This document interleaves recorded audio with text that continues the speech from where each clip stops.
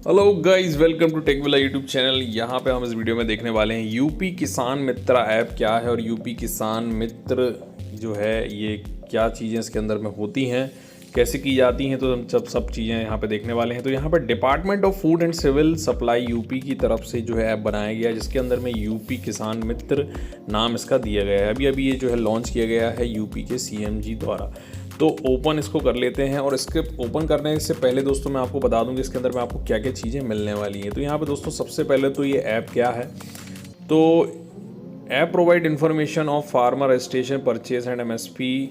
जो है आपको पता ही होगा कि जो एमएसपी होती है, जो अधिकतम मूल्य होता है हमारे किसी भी धान का या किसी खेत की जो चीज़ें, उसका पेमेंट का स्टेटस कैसा रहेगा, क्या पेमेंट का स्टेटस है, वो सारा कुछ यहाँ से आप देख पाएंगे।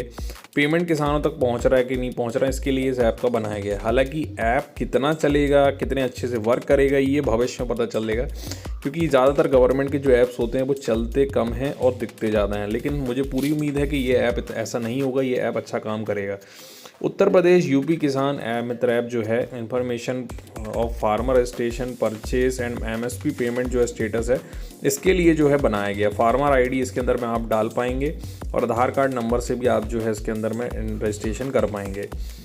तो रजिस्ट्रेशन जो है land token purchase and payment detail जो है अपना डाल के भी यहाँ पे जो है रजिस्ट्रेशन कर पाएगा अपनी फार्मर आईडी से डाल के दोस्तों।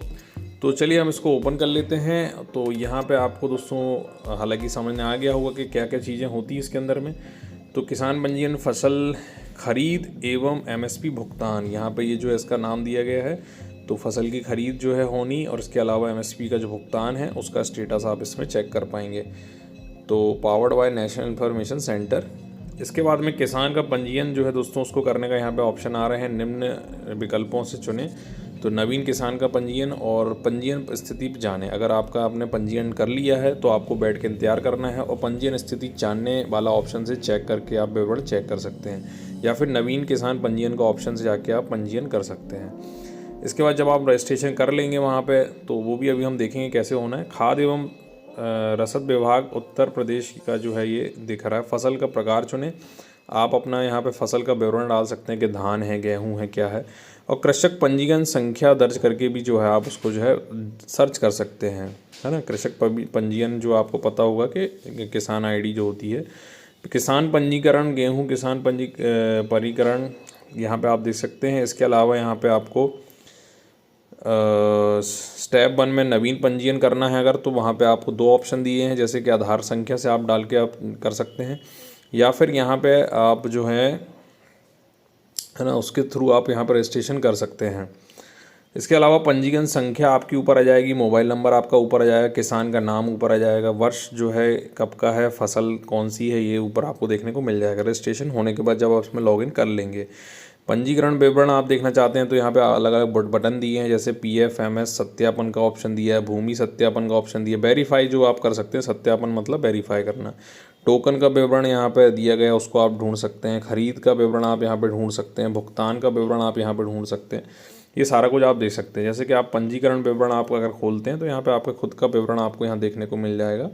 और इसके अलावा PFMS सत्यापन जो है उसका ऑप्शन आपको यहाँ पे दे रहा है, उसको अगर आप खोलते हैं तो वो उसकी डेट आपको दिख जाएगी को प्रेषित किया गया है और इस तारीख को प्राप्त किया गया है ना।